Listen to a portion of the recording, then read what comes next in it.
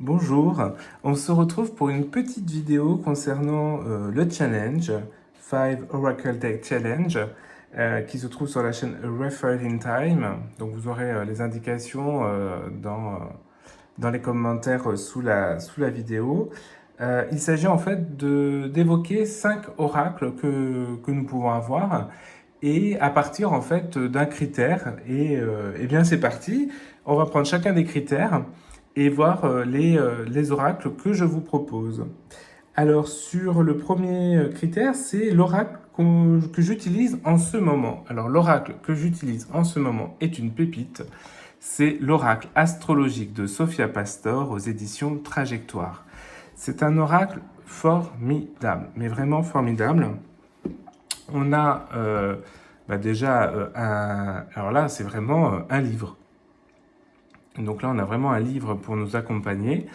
Et ce que je trouve formidable, c'est que pour chacune des cartes, on a une petite définition de la carte, on a la carte d'identité, avec des mots-clés, les sphères, polarité, genre, signe ici, hein, mais pour d'autres cartes, on va avoir, je vais aller par là, hop, d'autres éléments. Là, par exemple, là, ça va être les mots-clés. Pour les maisons, hop, ça va être des mots-clés. Pour les signes, on va partir dans les signes, voilà. On a l'élément, le principe, l'astre et le verbe. Le verbe, c'est formidable. Donc voilà, on a pas mal d'éléments. Donc on a une définition, on a la carte d'identité, on a l'histoire, on a l'ode du Verseau. Donc ça, c'est vraiment très poétique, c'est très bien tourné, c'est très bien fait. On a le message du Verseau, vous voyez, donc déjà on a 2 pages. Et en plus derrière, on a au niveau, par exemple ici, psychologique et affectif, on a les mots en lien avec le corps, on a le don de guérison et on a la question. Donc c'est très intéressant et on peut s'arrêter à la question, par exemple ici pour le Verseau, que t'arriverait-il si tu faisais comme tout le monde? Donc on peut s'arrêter à cette question avec les mots-clés, vision, concept, créativité, originalité, avenir, imagination, etc. Donc je trouve ça formidable, il est vraiment complet, vous imaginez quand même, il y a 4 pages par carte, et les cartes, elles sont sublimes. Regardez-moi cette beauté. Donc elle brille un peu, une tranchon blanche. Donc là on a les signes. Avec le serpentaire, hein, donc le signe qui se trouve, on va dire, entre le scorpion et le sagittaire, on a le serpentaire, on a, alors là c'est les signes, hop, après regardez comment c'est beau, regardez-moi cette beauté, voilà, là on a les astres, voyez. Et puis après on va avoir, voilà, les éléments, les maisons, etc. Et donc on a vraiment des choses magnifiques. Alors c'est vrai qu'il faut connaître assez bien le livre, ou en tout cas il faut justement maîtriser un peu l'astrologie ou vraiment être en lien avec le livre qui est complet, qui est vraiment complet, pour pouvoir rentrer dedans, parce que c'est vrai qu'on ne peut pas s'attacher à l'image, hein, l'image de Junon ici, on ne voit pas en fait ce qu'on peut tirer de l'illustration si on ne connaît pas. La révolution lunaire, voilà. Alors on est sur les phases de la Lune, on est sur les 30 jours, on est sur le mois, donc parfois on peut avoir des éléments qu'on peut identifier, mais c'est vraiment un jeu formidable que j'utilise en ce moment et qui est topissime. Si vous avez l'occasion, moi en tout cas, je vous dirais de ne pas hésiter. Je ne vois pas pour l'instant de grands défauts à ce jeu, mais c'est mon jeu du moment et donc je ne suis pas forcément objectif. Voilà, donc ça c'était le premier oracle que je voulais vous montrer, l'oracle que j'utilise en ce moment. Le deuxième oracle que je voulais vous montrer, c'est l'oracle, c'est le dernier oracle 5 étoiles. Alors j'ai pas mis l'oracle astrologique dans celui des 5 étoiles, mais il fait partie de ces 5 étoiles. Eh bien, l'oracle, le dernier, c'est l'oracle de la triade. Alors, connu, reconnu, surconnu. Eh ben, moi, j'ai hésité longtemps. J'ai hésité longtemps avant de l'acquérir. Pourquoi? Parce que je trouvais que on avait beaucoup d'éléments sur les illustrations, hein. Moi, je voyais beaucoup de reviews sur l'oracle de la triade. J'ai oublié de dire hein, que c'est de Dominique Duplat aux éditions Gange. Voilà. Euh, Moi, j'ai en fait eu beaucoup de mal à me dire qu'il fallait vraiment identifier, analyser les illustrations pour développer l'intuition. Et moi, je travaille vraiment énormément à l'intuitif pur, c'est-à-dire en fait l'image en elle-même et sa résonance, et non pas à décortiquer chaque élément de l'image, de la carte. Et donc, j'ai eu du mal à rentrer dedans, à me dire, oh, il faut que enfin, voilà, il faut quand même que je vois par moi-même, et j'ai retardé. Mais il est phénoménal. Il est phénoménal parce que quand on s'attache qu'aux mots de la carte, hein, ici la pénitence par exemple, eh bien, ça fait le job. Ça fait le job énormément. On voit vraiment vers quoi on veut tendre, on voit vraiment ce qu'elle signifie. On a vraiment une lecture assez facilitée. Je pense que ce jeu, il doit être utilisé avec vraiment deux, trois tirages qu'on a vraiment identifiés, pas plus, parce que sinon on pourra lui faire dire ce qu'on veut lui faire dire. Donc il faut vraiment identifier avant les tirages, me semble-t-il, pour pouvoir être vraiment conscient de la beauté du jeu. Et c'est pour ça en fait que je le mets 5 étoiles, alors que je ne pensais pas. Honnêtement, je l'avais acheté en me disant, voilà, je ne veux pas mourir idiot, mais bah, je serais mort idiot si je ne l'avais pas acheté parce qu'il est vraiment formidable. Donc voilà, 5 étoiles. En gros, là, je vous présente déjà deux oracles 5 étoiles sur ces deux premiers aspects du deck. Donc, l'oracle de la triade de Dominique Duplat aux éditions Gange. Ensuite, le troisième, c'est quel est l'oracle que je tarde à utiliser? Alors oui, alors c'est un tarot qui est, enfin, un oracle qui s'appelle le tarot astrologique, qui est formidable, qui a un siècle et qui a été à peu près, et qui a été remis au goût du jour par Thierry Mercier. Donc c'est aux éditions Pique Poivre. C'est un très bel oracle. C'est un très bel oracle. Je vais vous expliquer pourquoi j'ai du mal à l'utiliser. Donc c'est un très bel oracle avec, j'ai oublié de dire, hein, dans l'oracle de la triade, l'ouvrage qui va avec est tout petit, mais il existe un manuel. Hein. Il existe un livre. Donc là, on a les cartes ici avec un descriptif en lien avec tout ce qui va être forcément astrologique, hein, puisque c'est le tarot astrologique. Donc déjà, le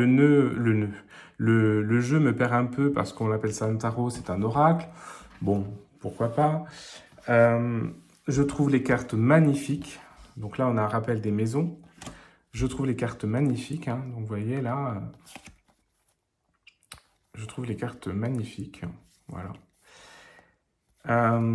Donc là, on va dire, les cartes, les lames majeures en quelque sorte, hein, qui sont au nombre de 12, comme les 12 maisons, qui correspondent en fait aux astres, sauf l'ascendant en lui-même. Après, ce sont des astres.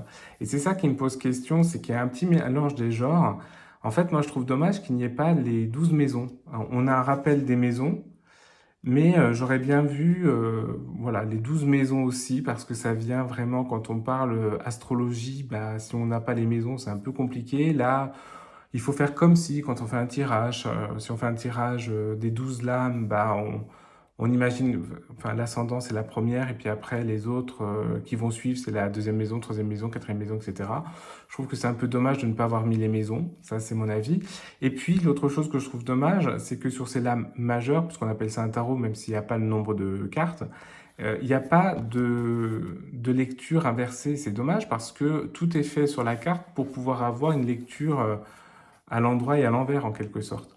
Et donc, je trouve dommage, je trouve qu'on va pas jusqu'au bout en fait du raisonnement, alors que ce que j'adore, mais j'adore dans ce jeu, donc d'une part les illustrations, mais ce que j'aime par-dessus tout, c'est le fait que pour un tarot astrologique, on a les décans.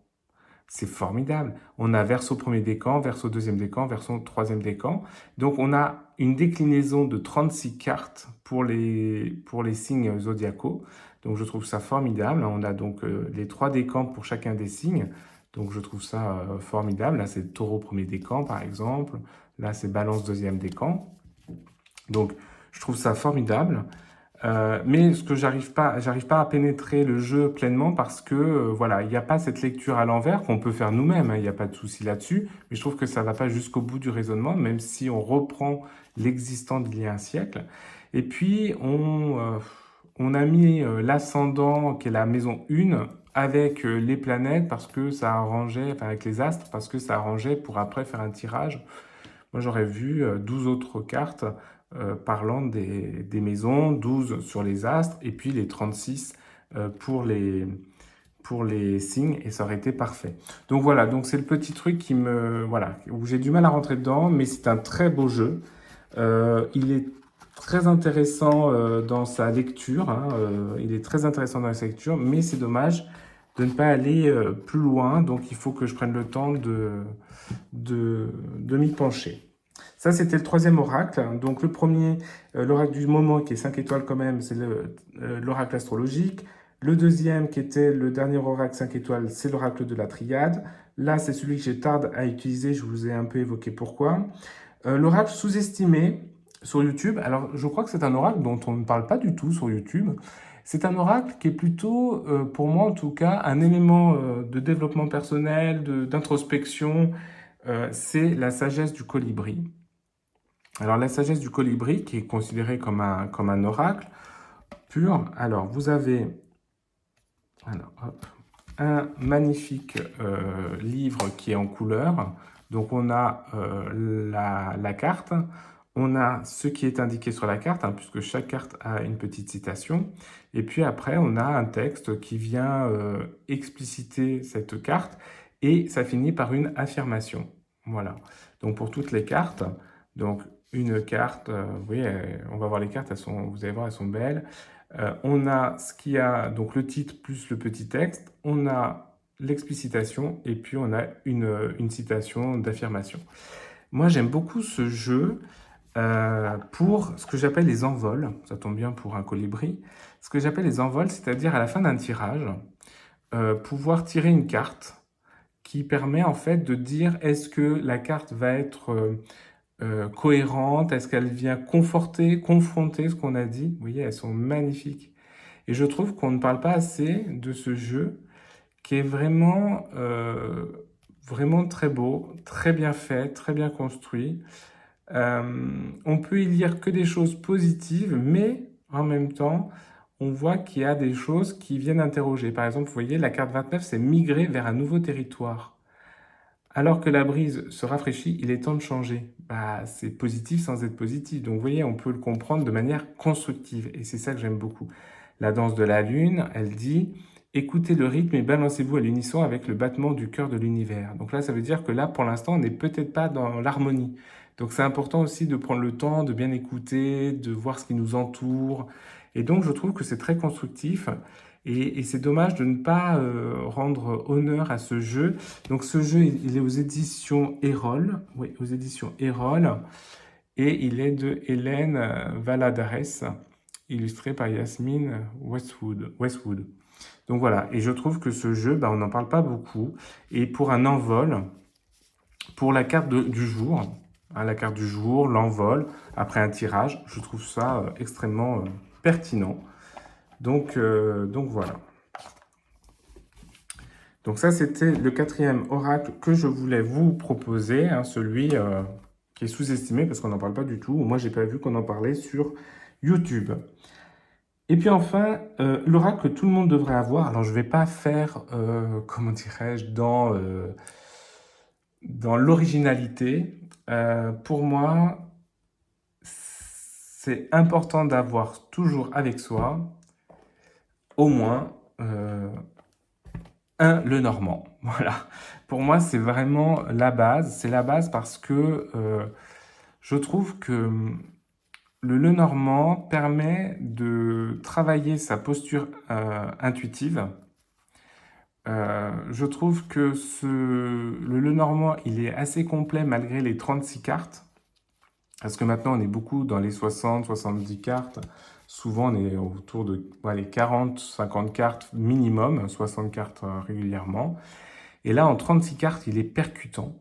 Il nous oblige aussi à nous dépasser pour travailler sur la relation aux autres cartes et je trouve que c'est formidable pour travailler la dynamique intuitive.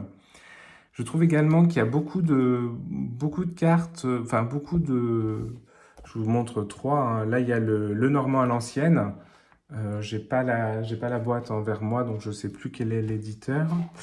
On a le Téléma Lenormand, hein, ça c'est... Voilà, je vous montre d'autres cartes du Lenormand, hein, donc de Renard Letcher et Jamie Elford, qui est aux éditions Intuitive Édition. Voilà, donc là on est sur le même jeu, hein, c'est-à-dire ces fameuses 36 cartes.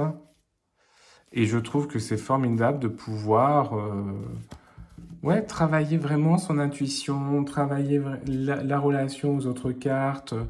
Bon, après, moi, je ne suis pas forcément... voilà, parce qu'en dessous, j'ai mon tapis que j'ai créé pour faire les grands tableaux. Donc, voilà, je suis un fan absolu du Lenormand. Et puis, ici, vous avez les Rêves enchantés de Lenormand de Ciro Marchetti aux éditions Exergue. Et là, voilà, vous avez également les cartes. Vous avez un livret qui est ici.